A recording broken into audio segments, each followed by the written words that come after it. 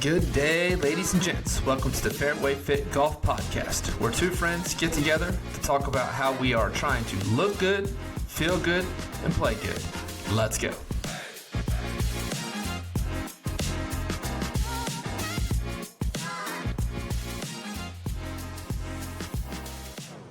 All right, welcome back, FairwayFit Golf fans. We've got Greg here, Season 3, Episode number 15, number 65 overall. I can't believe it. Greg, how are we doing today? We have had a long week. I mean, how do you feel? it's withdrawal from Golf Mecca. It's withdrawal from like a solid week of doing nothing but play golf.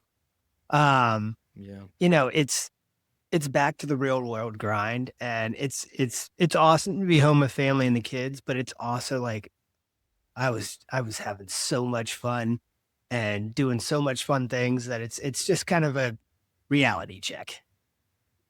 Yeah, so those who have been following along, obviously we in our preview episode that came out last week, we talked about an incredible golf trip that we get to go on. And you know, we talk about golf trips a lot on here. We talk about training for golf trips to make sure that at least while we're there, our bodies are under control. Now that we're home, we need to give our bodies a little bit of a break. But what an incredible course. We got two different parts of the golf trip to talk about. The first thing, me and you went down. We met up at a golf course called Tot Hill Farm in Asheboro, North Carolina. I would say it's about an hour, maybe just under an hour from Pinehurst. And what a phenomenal golf course, a Mike Strantz design, something we talked about on our last episode. And not to get into too much detail about the golf course, we'll talk about it here briefly. But yeah, major number 2, we both came in. We were kind of fresh, ready to go.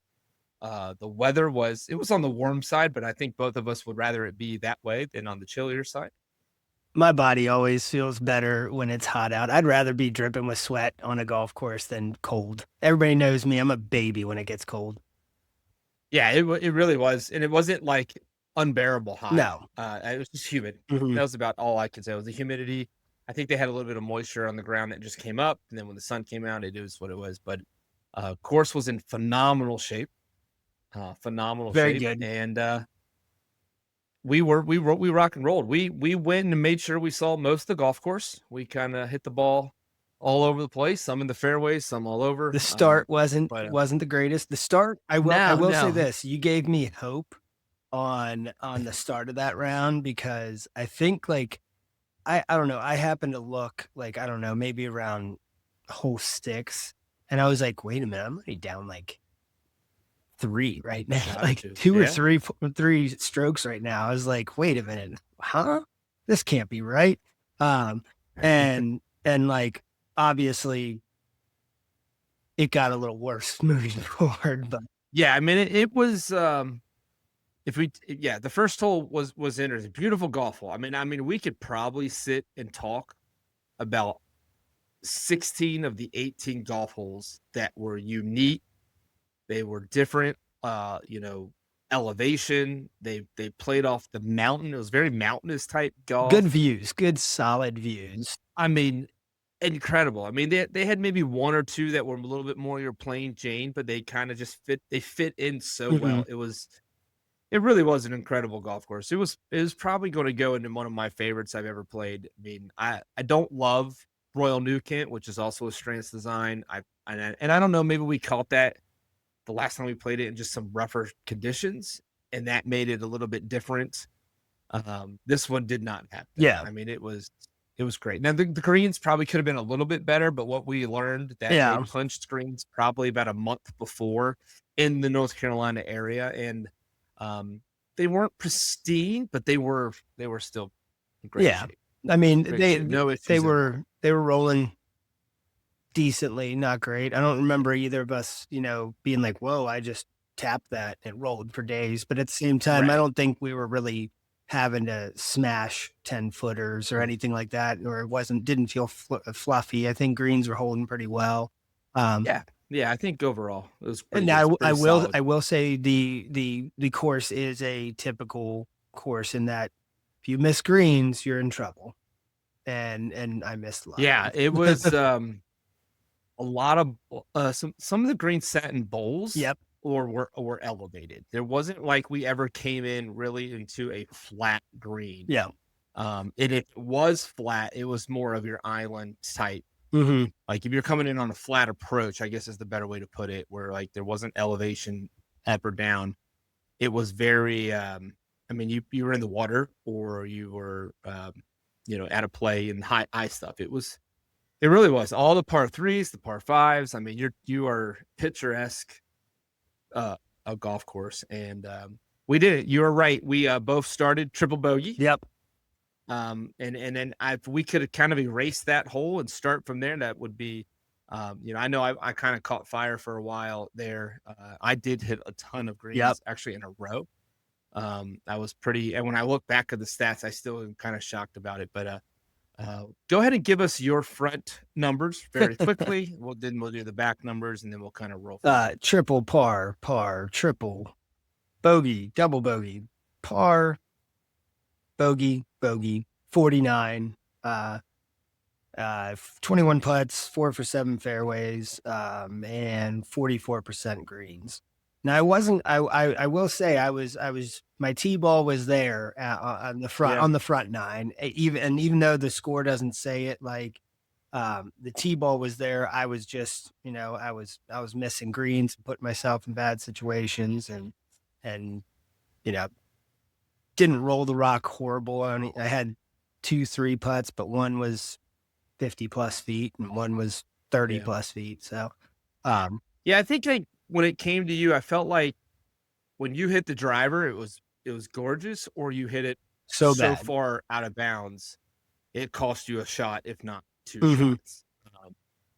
And I mean, obviously we talk a lot about big misses and dispersion rate, radius and all that stuff, but you either, if you hit it a little offline, you ended up having a decent recovery shot, or if you hit it right down the middle, you ended up missing the green on a pretty wide open shot. And it wasn't even, I thought the contact was just beyond, I wouldn't say beyond, more inconsistent than normal. Yeah. And when you missed, and they're there, like we said, if you missed, you were in tough spots. Getting up and down was a difficult thing to do on that golf course.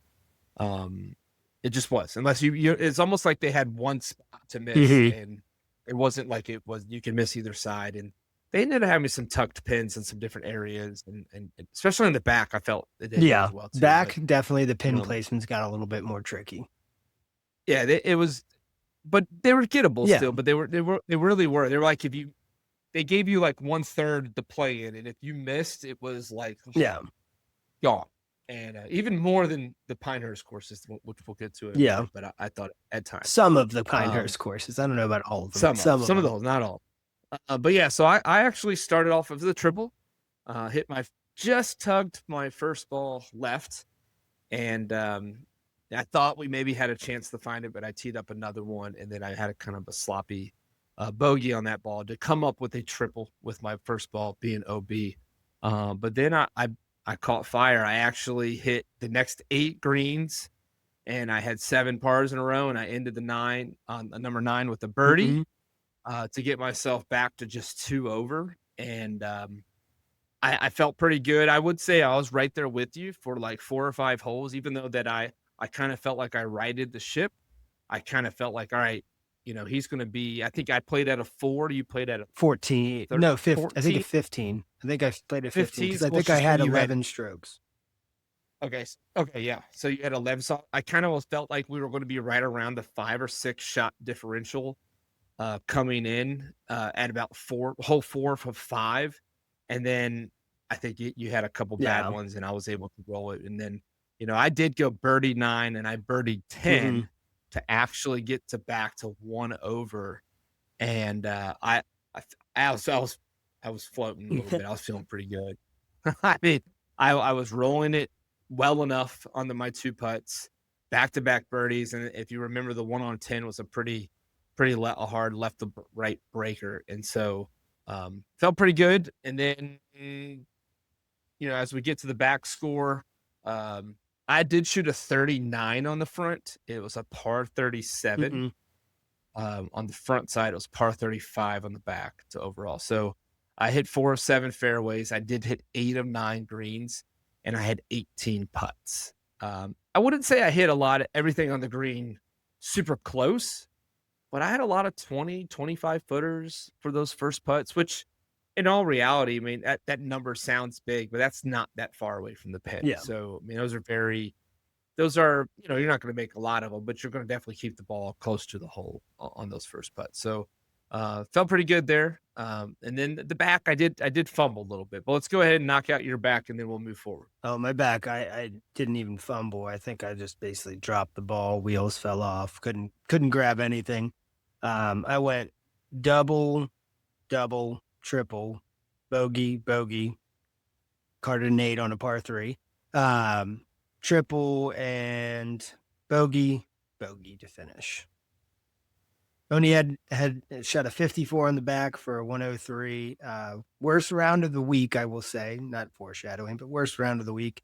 Had 19 putts on the back 9. He was 5 for 6 fairways, 0% green in reg on the back, and 5 penalties on the back.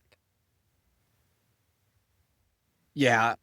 Is it 5 penalties or 5 penalty shots? 5 penalty shots. But I had strokes. Was it strokes from the penalty? I had a water ball, 3 drops. No, 2 water balls and 3 drops. I get what you're saying. Right. I always wonder I never. That's how they always write penalties. But what's funny is in grid penalties, they'll call you that for fairway bunkers or greenside bunkers. They'll call it a penalty, which is weird. They'll group it in that. So fairway bunkers, greenside bunkers, they group those into penalties as well. Yeah, that's a penalty. Yeah.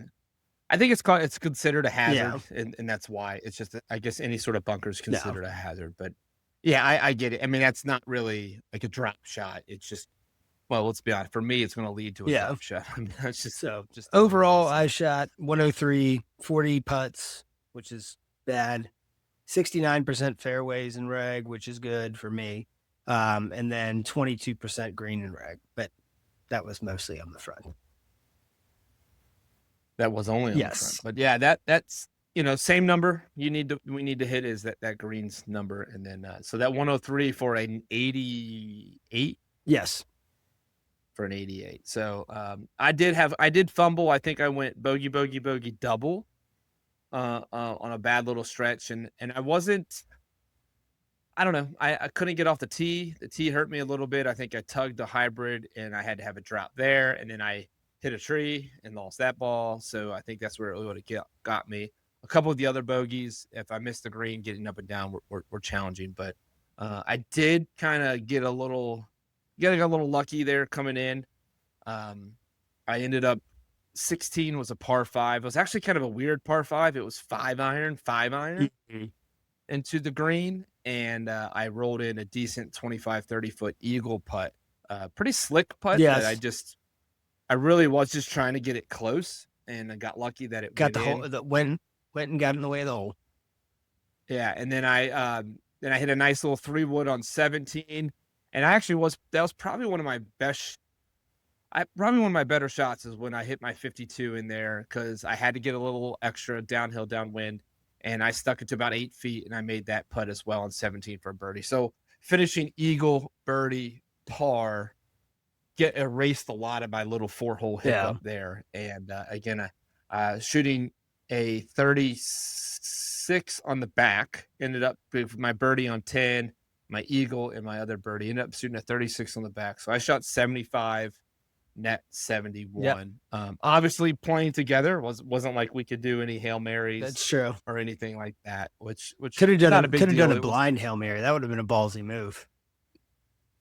That would have been, actually. I'd never crossed my mind, and I probably would have regretted it after my first tee shot. So but yeah, overall I was 54% fairways, which, it's not a bad number. I did feel like those fairways were pretty big. You were either in the fairway or you were basically out of play. I did hit 72% of my greens, which that's high. Yeah. That's a big number. And 8 of 9 on the front, which was good. I mean, that's a good feeling. It was 5 of 9 on the back, and then 15 putts. So I had 33 putts overall. Not bad. No, I mean, not bad I'm at all. that's probably the highest number of putts I really want to be, but I hit more greens. So my putting number is going to go up 1 or 2. So I mean, I guess, that's golf, right? It equals everything out. So but yeah, I tell you what, if we could do all our majors at courses like this, I'd be down. Well, if anybody wants to reach out and just, hear us talk about your course on this, then sure. Yeah, we could do all of our majors on big courses. Somewhere else. Yeah. But no, shout out to Tot Hill. I'll even take a discount rather than a freebie round. 100%. But shout out to Tot Hill for having us on. It was a great golf course, beautiful weather. The hospitality was great. The only thing I could probably knock on it is actually 2 things I would say I would knock on it would be the clubhouse was just being renovated. Yeah. So all the siding of the old farmhouse was down. Time of the year, right? Well, that's our bad luck. Can't really do anything about that. But I think you made one of the best points is as strong as the course was, the 18th hole could have been a better finishing hole. Wasn't like the greatest, like visually. Now, was it a challenging hole? Yeah. I mean, you had to, to hit driver way down there or try and clear that cut. And then a big uphill shot to the green, kind of guarded by a barn, and then that thick rough on the right-hand side, and I think a bunker on the left, or was the bunker on the right as well? I think it was on the right. I think the left was hill, car path, OB. Yeah. But yeah, just I don't want to say underwhelming or bad. I just want to say like it didn't wow me as like a finishing hole of a super nice course. Yeah, and really, at the time, I didn't quite see it the same way. But we were talking about like, is this we've played a couple of Strantz's courses, and I definitely put this one on the top. And you made a good comment about Caledonia down in Myrtle has one of the best finishing holes I think I've ever played. I'll be honest with you. Outside of we're talking some big venues. I mean, that was a gorgeous finish, and it kind of, again, great golf hole. Put it 16 or put. I mean, I think what would have been. I was thinking about how could you have made it better. Obviously, it was across the street, so it really wasn't even that close to the clubhouse. Now, that doesn't look like a clubhouse where you go and hang out. Right. Not one of those. But if you took that golf hole and made it a par 4 and then made it like a bowl around the put that green and put like a bowl around it to where like you could have put, I don't know, you could have put the logo like into the grass. Picture like Kings Mill. What I'm thinking, hear me out here, okay? You drop the green, you do the bowl around there with the logo in there somehow, maybe rock formation or something like that. You're right. You could have just dropped that. But then you have the cart path around it, but in that tiny little barn, you have a bar where that's where you go and you watch the rest of your group mates or whatnot have it, or at least the option for the bar. Right? Just give me something there that like is like something cool, maybe hang out like that way when you have like a club champion or something, a member guest, you got 75 carts parked up there, everybody watching for the 18th hole when it's actually a show. But yeah, the only thing I would like, I 100% agree. I think that's a great idea. I don't know if they're getting the play like we see most. Yeah, I would assume. I mean, it wasn't. I don't think it didn't seem like it was packed though.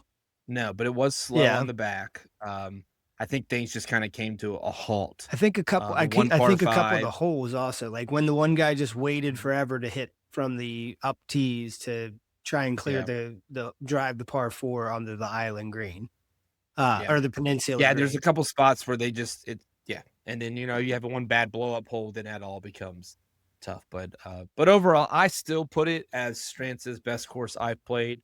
I did hear about one in Charleston that I think I'm going to try to look into, and maybe we can do something in the future down to that way. It's kind of unique that I've kind of come into him as far as someone that I like to try to play his courses, right? I only think he has like 9 or 10 courses out there I just think it's kind of neat. I mean, obviously he's not the biggest name out there, but it was cool. I actually truly loved it. Upgraded my head cover game. Got their flag. I mean, I would go back there. But I don't need to rush back. Yeah. I mean, it was gorgeous. Really enjoyed it. And, I played well, ended up scoring well. So that's always a positive as well, too. I know that I've played Caledonia and shot higher numbers and real crooked numbers there. So maybe that's just the bad taste in my mouth. But major number 2 was able to take it down. So I'm back to 2-0 on the year in our majors. It also was our summer season. So like we said before, no Hail Marys, but I was able to get a bonus point due to my 75. I did not have a perfect game.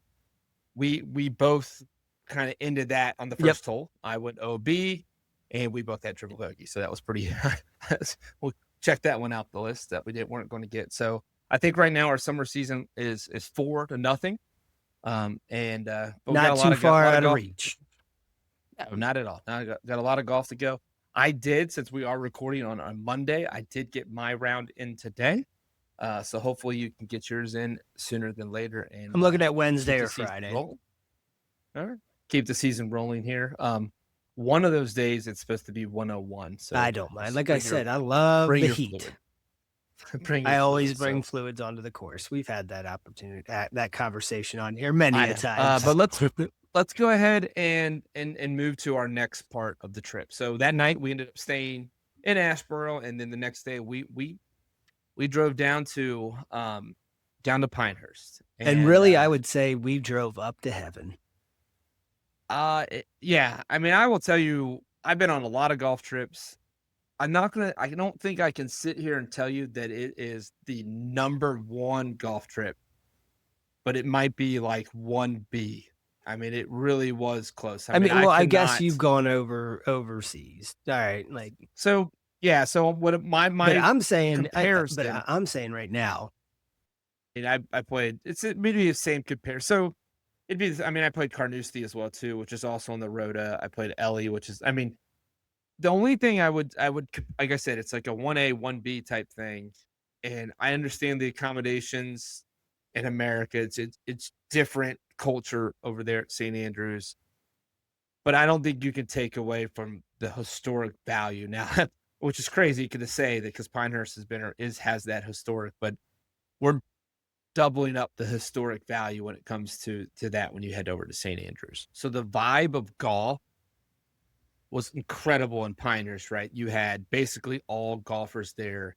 You take St. Andrews, you add that golf to the whole town, and Pinehurst was a resort. Now, again, I know Pinehurst, the town, was probably just as big in that vibe, but I did have the opportunity. I think I played 5 courses in the top 100 in the world there, or maybe it was 4, just in that area. So, like I said, 1A, 1B, by all means, for stateside, incredible. I mean, Pinehurst is top notch. Can't be more happy where we were. The place we stayed at, the manor, was phenomenal as well too. We cannot ask for a better golf trip. Also, the better bunch of guys to go down there with. Yeah, so I think obviously when we're finishing up there is, by far one of the best trips I've been on, with a big group of guys. The manor was incredible. What a great hotel. The Holly Inn was nice, where we had one dinner. The Carolina Hotel, the facilities, the clubhouses we got to go to, the hospitality, the extra little details that Pinehurst does for a group of golfers, top notch. Just polite and just they were whatever you need, we'll help you out with. Exactly. They wanted to accommodate our experience, not just because we were paying there. It's like they really truly wanted you to enjoy Disney World. It was the Disney World of golf. It was like Fantasyland for a golfer. It was just awesome. I don't think, and my wife kind of gave me the hard time. She goes, when you sent pictures, it looked like you were just a giant kid having so much fun. And I was like, I was like, yes, I wanted to play perfect golf. I wanted to do that, but it almost got to a point where it was just like, I didn't even care. I mean, the golf courses were incredible. The area was incredible. Like I said, the group of guys we go down is incredible. So that makes the experience just as good, if not better, than no matter where we go, no matter if it's Penn National or Locust Hill. I mean, we can. I will say this though.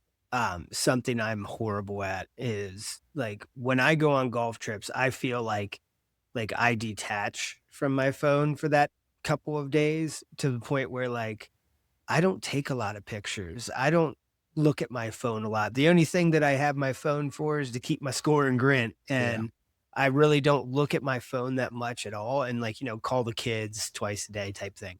But like, I do find myself like enjoying those couple of days, maybe even more, just being detached from my phone, being detached from my email, not, I don't set an away message or anything like that. I'm sorry. I just dated myself. I don't set like an automatic email back to people, but like, I just detach it. And I just love the time just to be out there. And like, I don't know. I don't live through my phone with pictures and everything like that. And I kind of just enjoy it to the point where like, I can't show people all of like the memories that I made or all of the sights that I saw. But at the same time, I think like, which sucks because I need to get better at that. Yeah. But I enjoy just going out there. A social company. We need to be able to. I know. And I'm horrible about that. It was a goal of ours. And a lot of mine is actually, I know my wife listens to our podcast, but a lot of mine is to show her how nice it is. So maybe she wants to come back. So I was trying to set up future plans. There's a little boutique for you, honey. Look at this Midtown area. I did think it was go there. Why play number 2? I did feel like a little bit like I was at a high school party where it was 85% guys at the resort. I mean, I would go higher than that. Okay. How was trying to be? Yeah. I will say I might have, besides the people working there, I think I might have seen like one foursome of women go off. I'm not saying that's. See, I didn't like, I didn't, I saw like people like, working, but like, I didn't see like a lot of women golfers there. Like, and I was like, dude, this is just a guy's being dude's place. Yeah. I was like, I saw women in the Deuce. I saw women in like the eating facilities and everything like that we went to, but like hardly ever did I see him like at the main clubhouse and out on the course or out on the driving range. And it was, I think when I see it was one of those things where when somebody brought it to my attention, I was like, you know what? You're absolutely right. Like I haven't seen a lot of when I say I didn't, I saw, not that I'm looking for him. No, I got what you, honey. If you listen to this, not that I'm looking for him, but at the same time, like it would have been, it was awkward to see a girl there. Like it was like, oh, you know what? That's the first women's foursome that I've seen on the course. Like, I didn't see a lot of women's foursome. I felt like I saw, when I say a lot, I was 5 to 6, a day out on the golf course. And but I'm not saying I saw foursomes and a women's league or out there or anything, but there were definitely, they were out there. But I'm glad you said more than 85. I thought I didn't want to be rude. And no, it's definitely like I thought it was like 2%. 2% women there. Yeah. So, it really just, the whole place, it was like, we go back to it, just the little things. And before we talk about the courses and I'm really not even going to get too much into how I played and different things. But the courses, the one thing we played, around in the evening and the morning, and in that morning round, about 16 holes in, I was started to really notice my ferrule on my 52 was pushed up really high. And since we all had 4 caddies, I went to our 4 caddy, Ricky. Shout out Ricky, because phenomenal dude. We'll talk about here in a moment. I was like, hey, you guys do club repair, right? You guys, there's 11 golf courses down here. And he's like, oh yeah. He goes, let me text the guy that you're coming in with something that might need help. And he goes, but you probably won't have it back at least till tomorrow. And it's like, that's fine. And the guy I was playing with, also the commish of the whole group that goes down there, he goes, you're going to have that number like 20 times in the next round. And this afternoon. And I go, I know, but I just want my wedge back. Right. So I get back there. The guy who checked us in takes our scorecard, makes sure that we had everything in Golf Genius. Hey, we'll take care of this. You go do this. You go this. He goes, hey, I might have a chance to get your wedge done. I will be back. I was like, well, do you need my name and my phone number? He goes, no, I already got it. Okay. He goes, I got it. I know who you are. It's off your bag. Yeah. I was like, I go, okay. And then so we go to the Deuce. Did you drop the line? Do you listen to my show? And then he'll be like, you have a show? Be like, damn it. We went to the Deuce. We went to the Deuce, which is the restaurant there. And 2 minutes later, he's standing behind me. He goes, Mr. Balder, I just want to let you know that, I got Titleist working on your wedge right now. And it's like, whoa, okay. He goes, I'll have it in your bag before you tee off. And I was like, yeah, but I probably won't be able to use it. And he goes, oh no, it'll be ready. I go, it is the tour quality stuff that they're putting in there that makes it 10 minutes cement or whatever. I don't know the exact stuff they use, but he said, no, it'll be ready. So I remember getting back there and Titleist epoxy. Yeah. I was like, I remember getting back to my bag and there it was. Now, first couple holes. Now, did you trust? Yeah, first couple holes, I did like, a little twist and didn't want to move it. And ended up, I did not have to use it, thankfully, but I did by the end of the round. It was fine. Rest of the weekend, not an issue. But it was like, it felt, like I said, they didn't come back to me. They weren't upset. They didn't make it feel like a big deal. A couple of years ago, I tried to go through a route. If you remember, I bent the shaft and those people were like, oh yeah, we can't do that for you. Like they made it like I was inconveniencing them. These guys felt like, no, their job was to make sure that I had everything I can to experience the golf course. And, dude, it was awesome. I really haven't stopped talking about it to my friends. I mean, it has been a blast. Something we definitely, the family would like to do. We especially heard some packages for kids that they have, which is great. So, so let's talk about golf. I mean, we get there on a Thursday. We basically took small personal loans out to go through the pro shop.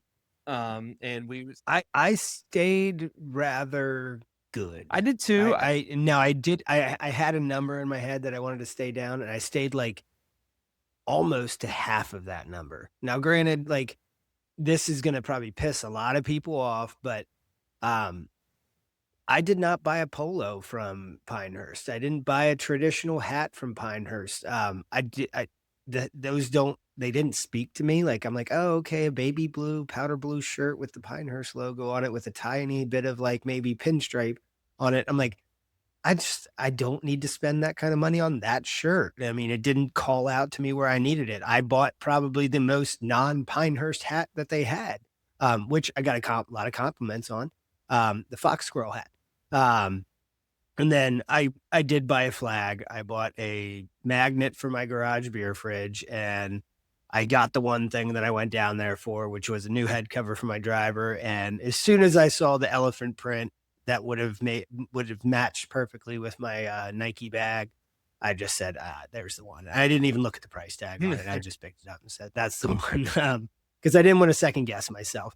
And then I also bought a number 2 shirt, a t-shirt. So I kind of got out of there like free and clear, cheap. And I say cheap, but at the same time, like I saw some people, like not in our group, but like I saw some people that were just grabbing, like they were. I had a guy at Walmart and everything was 3 for $10. I had a guy in line that had over $1,000. Oh, I saw guys buying range finders and belts galore, and they were buying a whole damn new wardrobe. The thing about for when I was looking for and it was funny is another one of our buddies that was there. When I was in there with me, and he was like, listen, what you need to do, you buy the stuff you're going to, you came down here to get now, and you can always come back if you feel like you need to get something else. Yeah. And so, and I will say, I stayed under my number as well too. I was proud because I stayed under the number because I didn't go back in there later, because I think if I would have went back in there later, I think I walked through one time, but if I hung out and looked again, it would have been like, that looks cool. Or, maybe what's the only other hat I did like that P. Hurst hat, but since somebody else in the group had bought it, and I could show it to you. I have enough white hats as is. I was like, you know what? I'm so good. the thing about my stuff is, and my wife was like, you're not going to wear that hat. And I go, I know, it probably will just sit on my shelf. I get that. I was like, but maybe I'll wear it a couple times. And, I'm really big right now as I'm not wearing my nicer hats because I'm sweating through them. And so, but it's a lot of the stuff I bought. You know, it would have been a cool idea if you did it. Like, buy a Pinehurst hat, and then I wish I would have thought of this 5 days ago. Buy a Pinehurst hat, like a traditional one, and then I should have just had every one of my caddies sign it, like just to be like, yo, Gary, great playing with you. And by the way, side story, I had Gary for 2 rounds straight. There you go. Well, first round, I was with Rex, Chad, and me and Steve against them two. And when he came up and introduced himself, I was kind of far away. And when I said, what was the guy's name? I was told George. And everybody was calling him George for the entire first round. And then he walks back up and introduces himself to the next group, and he introduces himself clearly as Gary. And I was like, I looked at like Dave, who I was playing with. I was like, oh crap. I was like, I think we called him the wrong name the entire first round. Hey, great read, George. Well, Gary, if you're listening, we apologize. The guys from Gary aren't that bad. Yeah, Gary, I apologize. Mistake. You were fantastic. Yeah, so we did have 4 caddies, as Greg was saying, and I had a guy named Ricky, and Ricky was awesome. Like he kind of, I don't know what happened, but I guess he hooked into what I was doing and picked up on some things very quickly. And he goes, I had Ricky all 4 rounds, which was a lot of fun. He gave me his card and was like, because we ended up talking that my 2 little ones, we play a lot of U.S. kids tournaments up here. Well, U.S. kids is actually an international tour, and Pinehurst has a winter series. So you can go down there. Now, they're not playing the championship quality courses. They're playing 2 of the courses there, which to be honest, those are just as good as any course we have up here. If you're 10 years old playing Pinehurst, I don't like you already. And so he goes, well, I caddy in the U.S. kids championship because they host that at Pinehurst. It's actually in maybe the end of July. And, it's kind of, what do you just 4 caddy for me? He goes, oh no. He goes, I hate the dads. I hate the parents that sit there and on him. And he goes, just let me caddy and this and that. So we got talking about family. He's got a daughter that lives right downtown from us, about 20 minutes away from us. Grandkids that are going to go through the school system here. One that's going into high school. So it just kicked off. And are they all sticks? But it just happened. And, I was like, hey, where did you start? He goes, I've been in Pinehurst for 5 years. 2 years before that, he did Southern Pines, Mid Pines area. And I was like, oh, do you do all the courses? You just do one? And he goes, and he told me he usually works he works every other day for 2 weeks, takes 2 weeks off. It's usually his plan. He goes, but every once in a while, he goes, I find a group of guys I like, and I'll stick around for the whole weekend for them. And then I just take a couple of days off afterwards and just talking different things. And I was like, dude, it was awesome. He's just a phenomenal guy. Did he read everything perfectly? He will be the first to tell you no. But definitely was able to read stuff that we didn't see, on those greens and different things. And, knows the glaze. And he told a lot of good stories when we got to number 2 as well, too, about some of the houses, people who live in the houses right around the golf course. So shout out to all the caddies down there. I mean, to put up with our group. This was the first time in life that I've ever had a 4 caddy or a caddy. So I almost Happy Gilmore'd him the first hole, because I literally was walking off the green with my putter in hand, and he kind of went to grab my putter, and I kind of did the yo, what are you doing? And he was like, yeah, he's like, I'll carry that for you, Greg. And I was like, all right, just don't lose the head cover. Okay? Yeah, I mean, Ricky wanted us to toss the ball to him every time, and I'm like, I got it. I go, just tell me where to hit it and do different things. And just a great guy. And then on the last round, we actually, my teammate and I, because we were playing in singles, we decided to walk. And so being able to walk and talk with him the three of us just had a great time, and that's where we heard a lot of stories. And so, but let's get to the golf. We got there that afternoon. I kind of started on this, and the weather was, gosh, it was incredible. We dodged a lot of storms. They fell right in the middle. There's a lot of beach type storms where they came in and came out. Yeah. Midday heat. I would like to say it cooled things off, but maybe a little bit, but not really too much. The humidity was strong. But got to the Cradle.